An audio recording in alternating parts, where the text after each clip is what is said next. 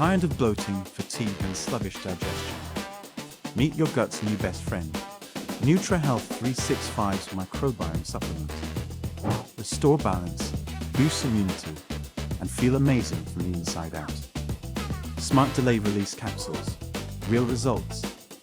Gut health just got personal.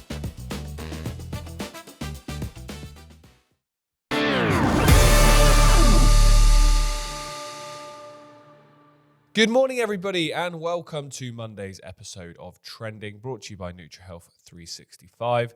I do hope you're well. I hope you had a fantastic weekend wherever you are in the world. Now, unfortunately, we're going to start with the only story there is to start about, and it's this horrendous attack on a train heading from Peterborough down to London. Heading from Doncaster down to London. This attack happened just after it stopped in Peterborough, where a man has gone along the train and stabbing individuals essentially and trying to cause as much chaos as possible. That's certainly what we're told. And as always, you question everything. This is very, very new. This is very, very raw. So therefore, you don't jump to conclusions either way. But based on what we're being told, a man got on board the train at Peterborough and then started attacking people throughout different carriages. And a member of staff from the train company did his best to prevent the attack from going any further, and he's currently in a life-threatening condition in hospital and is currently being held as a hero for preventing any further people being severely, severely hurt.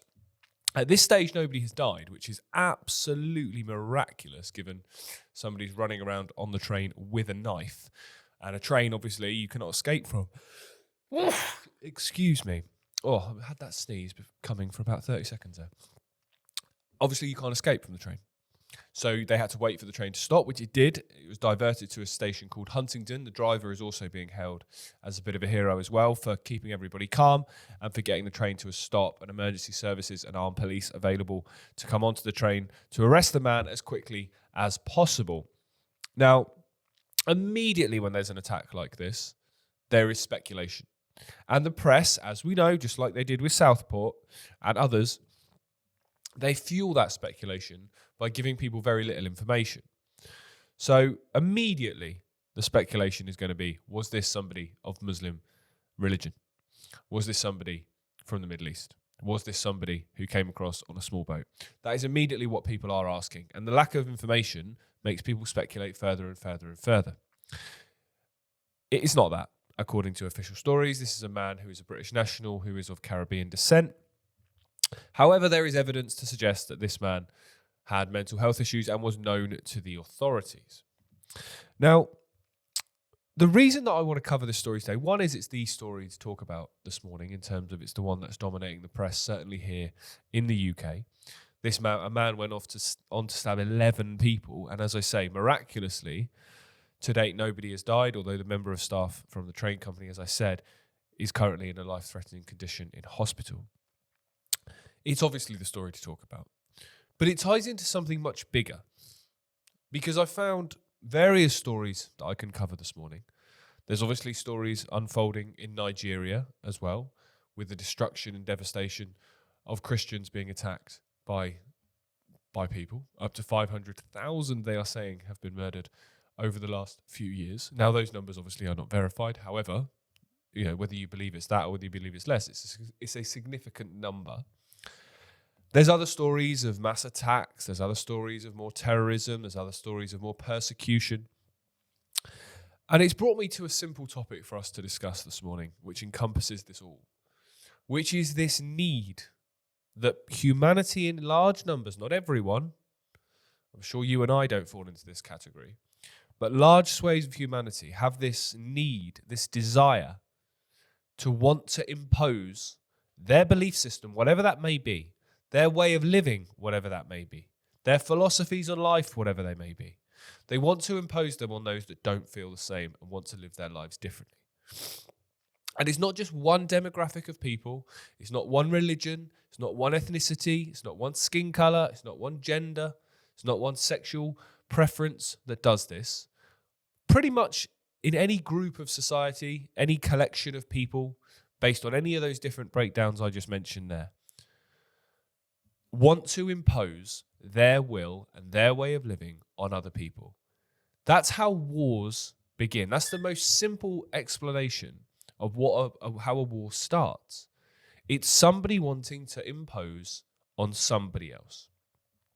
Whether that be the talk of Muslims coming into the UK wanting to impose their will onto this country. Whether it be people going to other parts of the world and wanting to impose their will on that part of the world. Whether it be in the southern states of America, unless you are a very devout Christian, then you're going to be pushed to one side. And if you go into the Middle East, unless you integrate into the religions they have there, you're going to be persecuted. It's the same the world over. It's not just one collection of people. And the reason this is so important is because the cult that are really controlling the world and really controlling societies and really controlling the human experience, they don't care what you believe. They just care that you believe something that stops you from opening your mind to the potential for something else. For example, you look at the nature of what this world is, what this reality may be. If you believe in a fundamental religion for any whichever one, it doesn't really matter. You have to dismiss any information that may come out about this reality, about this experience, about you as a person, that will conflict with your religion.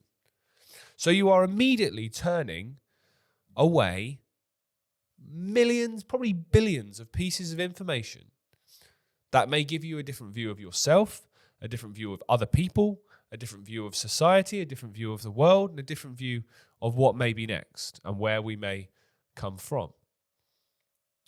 So how can you do that and have anything other than a very limited experience? Well, the simple answer is you can't. That's why the cult don't care what you believe. They just care that you believe something that limits your perception of what's possible, of what we are, who we are, and where we are. That's one aspect to it. The other one is if you believe something so vehemently, then it's very easy to create divide and rule against people who may believe something different.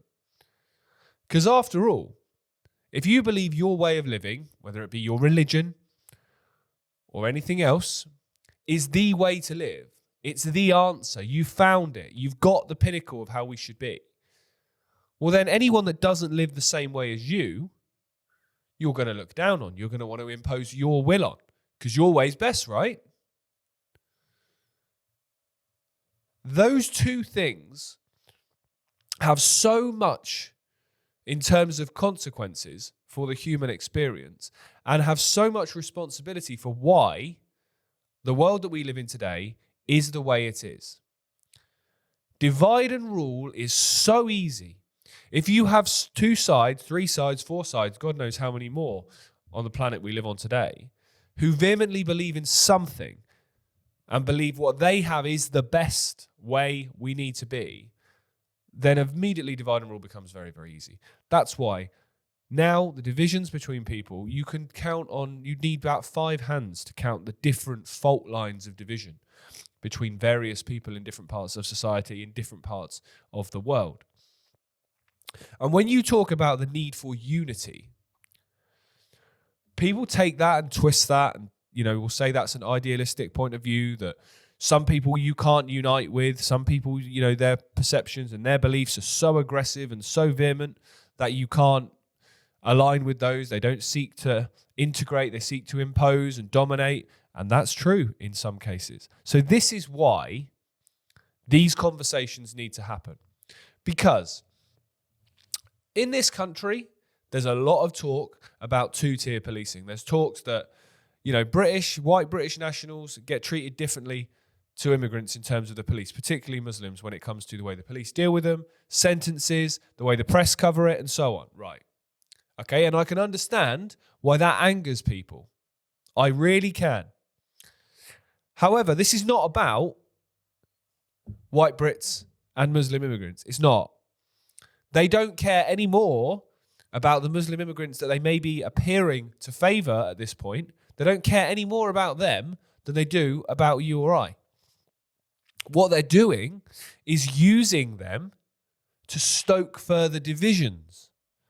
Because while your anger and frustration at the fact you see people being treated differently, you see people posting on social media about the migrant hotels going to prison while people who attack young girls get a slap on the wrists. When you see that and you get frustrated and you get angry and you feel disengaged by it, I completely understand. Then what happens? People then take that anger and that frustration and that disillusionment out on the Muslim population, rather than the people above who are the ones creating the situation in the first place. Creating division is so easy when you know that most of the human psyche seek to impose their way of living, or certainly most is maybe an exaggeration, but a good chunk seek to impose their way of living on others. It's very easy to create division because you throw a load of people together that all have opposing opinions and all have opposing views. You don't have to do much else, really, because you know that conflict is going to naturally and organically occur. You then chuck in a few catalyzing events and false flags and fake narratives, and all of a sudden it's very easy to create that division even more. And now, in this country, there is a state among so many people of all backgrounds of fear and anxiety and what the hell is next. You know, I woke up on Sunday morning. I get up early every morning. I got up on Sunday early and I turned the news on. Turn the computer on, had a look on the news, and saw this story unfolding and saw the first reports of it, and thought, I'm not surprised. You know, this once would have been a shocking, massive surprise. It would have been so unexpected. It would have been so out of the blue. It would have been so rare. Whereas now, in the last few weeks, we've had this. We've had the attacks in Uxbridge. We've had various other knife attacks across the country. It's not something that comes as a surprise anymore. And that's what's more terrifying, because people become familiar with it. I read an article this morning about the amount of commuters that they have on trains in the UK on any given day, people that use public transport, whether they be underground trains in London, metros in Manchester, or overground trains to get to and from their place of work, to and from their place of school, and so on. And how many of those people that are getting on the train this morning are going to be doing so looking over their shoulder all of a sudden when they weren't on Friday? They're going to be looking and feeling uncomfortable. They're going to be looking at other passengers, wondering what they've got in their pockets, what they've got in their bags, whether they look a bit strange, whether they look a bit funny. That's the environment they want to create. They've done it over the years in many places. They've done it in America when, you know, parents drop kids off at school now. How many are looking around? How many are terrified they're going to get a phone call at some point? You know, this creation of division and this creation of fear and anxiety, that has multi-levels to it as well. We know that this control system seems to feed off of low vibrational human emotions of fear and anxiety. That's why when you look around the world, there's so much of it about. You know, you go and travel and you go to a lot of different countries and you will see that most people are struggling. Most people live in fear. Most people live in anxiety. So many people still live in poverty, where they're struggling to survive another day, let alone thrive. And it just continues to beg the question, how did this become reality? Well, it became reality for many reasons, but the main one is that it was created on purpose. There's more than an abundance of everything to go around for people to thrive, for people to all have enough food, for people to have the things that they may desire. But that's done on purpose to stop that from becoming a reality. And for me, and people might not like hearing this, as a human race, we have added to the problem in many ways by allowing ourselves to be divided. We have seen the tactics that they are using, the cult I'm describing, to divide us, to create more and more chaos. And so many have taken the bait and have allowed that then to be accelerated. We need to grow up and we need to look in the mirror and we need to say, okay, I can see what they're doing. How can I contribute to stopping that? So a really good first one You know that they are trying to create in Great Britain a division, a civil war between the indigenous population and the immigrant population, predominantly of Islamic faith. You know that's what they're trying to create. It's very clear and very obvious to see that. Now, people who have been around for a long time in the indigenous population, in the older generations, can see how much this society has transformed and can see how much we are getting closer and closer to that potential reality of a civil war. In the same way that Muslim elders who may have been in this country for a long time, maybe on their second or third generation, they can see what's being created as well.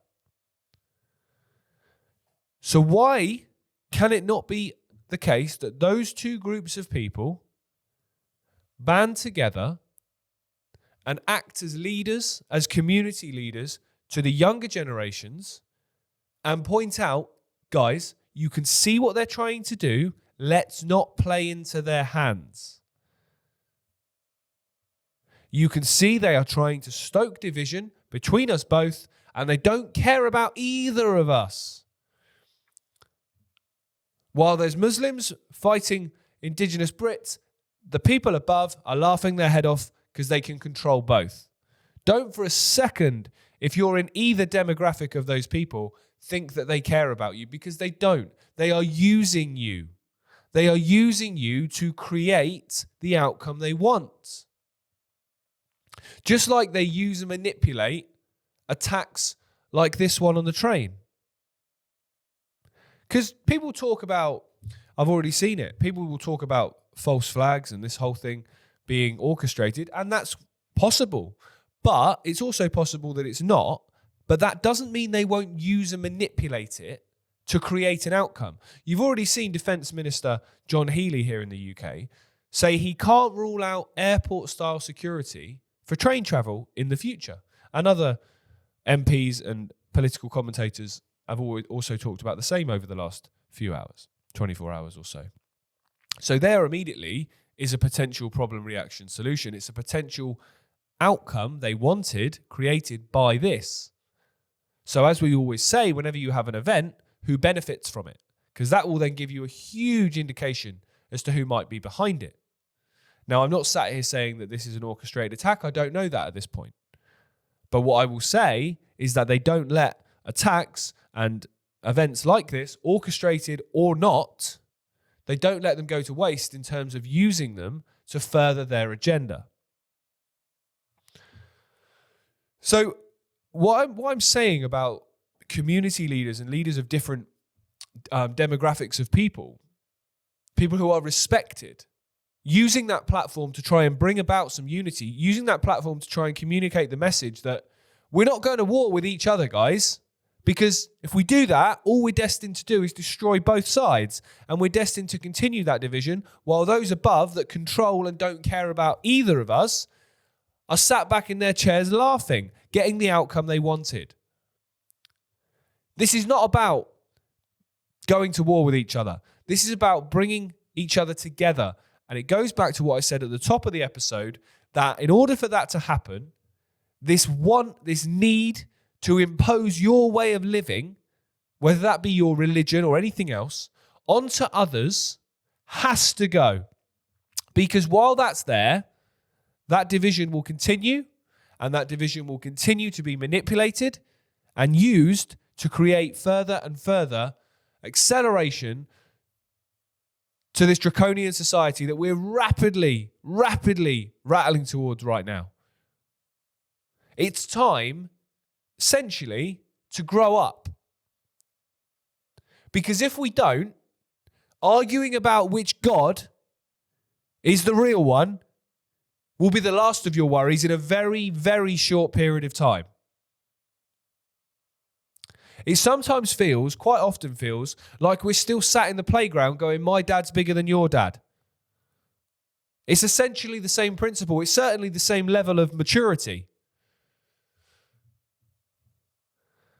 Without some sensible voices, without some calm, rational voices going, look, unless you see this for what it is, this ends badly for all of us.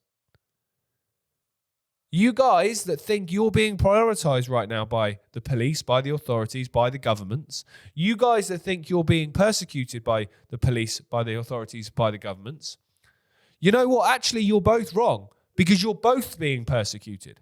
There's no winners in this. No one's benefiting from this. Certainly not in the long term. Some people might feel like they're benefiting right now, but they certainly won't be not too far down the road. Because the outcome for this cult, this agenda, is for everyone. It's not an agenda that only seeks to enslave white Britons or southern states of America or Muslims or Jewish people. It's a agenda that seeks to enslave everybody. So it doesn't matter what your demographic is. It doesn't matter what your skin color is. It doesn't matter what your ethnicity is. Unless you're in that top less than 1%, you're in the gun sights and they want you as well. So if we've got that common threat against all of us, whatever our belief systems, whatever part of the world we may have been born into, whoever we might want to marry, whatever we might believe happens after you're dead, it's irrelevant. It's absolutely irrelevant. Because all those things are just distractions. They're just ways of keeping people looking away from what's really in front of their eyes. And it's ways of keeping people separated from each other based on those ridiculous fault lines.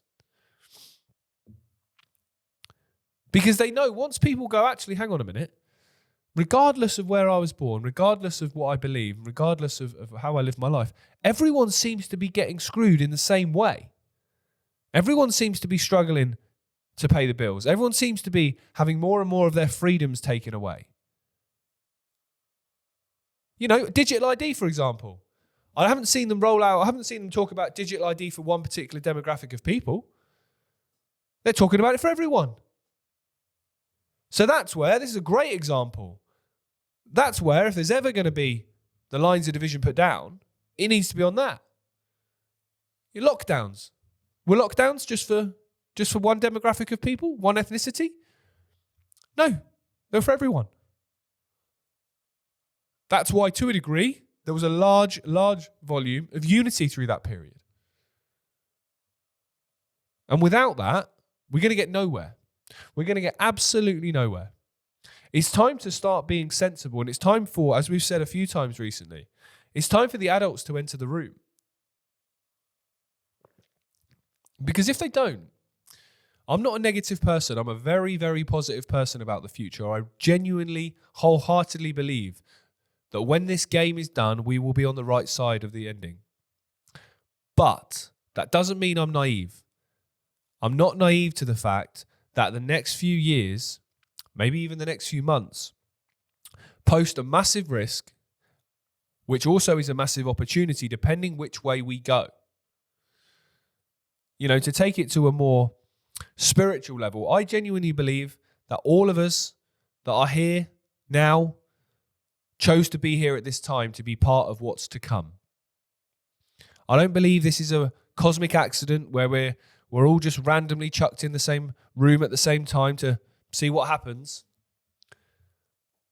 I believe those of us that are conscious, those of us that can see it, those of us that are starting to question, we are here right now to be part of an incredible period of transformation of human society and the human experience in general. But in order to achieve that, we've got to work together. We've got to put down the fault lines, whatever those fault lines may be. There's a few I've mentioned, there's thousands others I haven't. Whether it be people wanting credit for something that they've said, or people wanting financial return for what they've done. Whether it be somebody wanting to stand with the banner at the front. Whether it be someone wanting their face at the front and center of the poster. Whatever it might be, there is so many lines of division. But there also is so many people that have had enough. And if those people just banded together, just like we saw through COVID, just like we saw in many other occasions, the digital ID protests that are just starting to rumble now as well. If that happens, it's over. There's 650 odd MPs. That's all there is in this country. That's all there is. They have literally no power. The royal family are one family that's getting smaller by the day when it comes to people in public eye. Donald Trump is one man. The amount of power that we give to these people by our acquiescence and by continuing to fall for the same plays and the same traps that they keep setting is laughable, actually. It would be funny if it wasn't so tragic or so dangerous.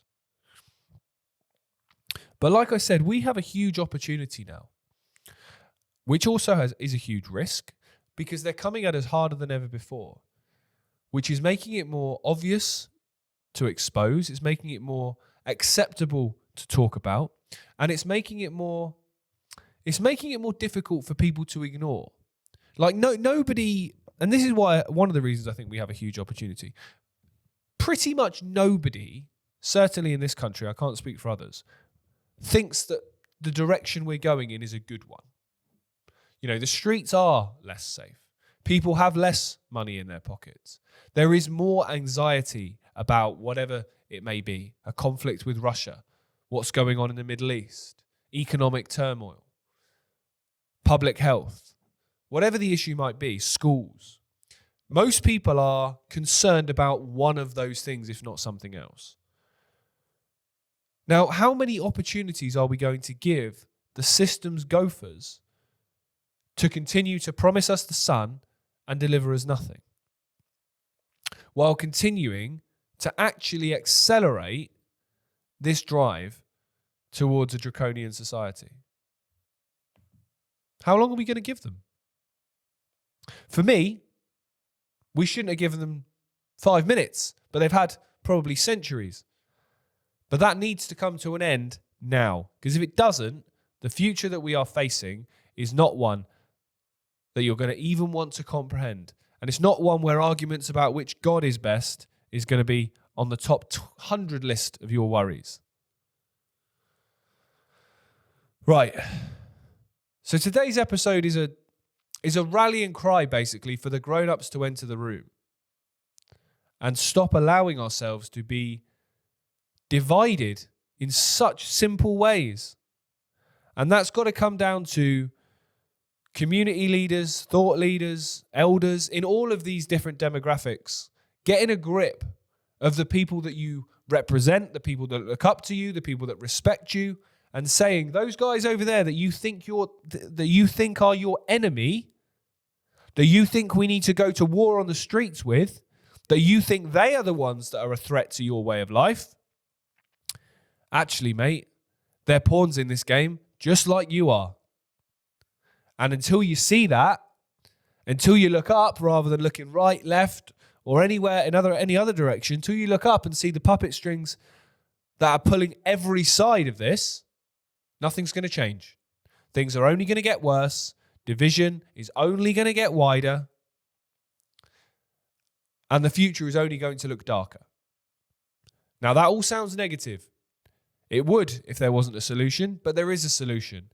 And the solution is to try something we've never tried before, which is to put out your hand and say, right, let's work together. Whether we believe the same thing, irrelevant. I respect your rights to believe and live your life the way you do, if you respect mine. Do that, we'll all get on great. Now let's work together to bring down the system that's enslaving us both. How about that? You might laugh, you might say it's never going to happen, you might say it won't work. Well, I can tell you one thing with absolute certainty. We've got a better chance of that working than what we're doing right now. So why don't we try and see what happens? Right, thank you for joining me if you're watching with us on Twitter or YouTube.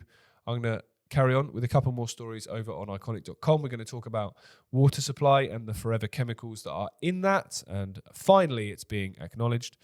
We're going to talk a little bit also about Prince Andrew potentially losing his very last title, which isn't really justice, but it is at least something.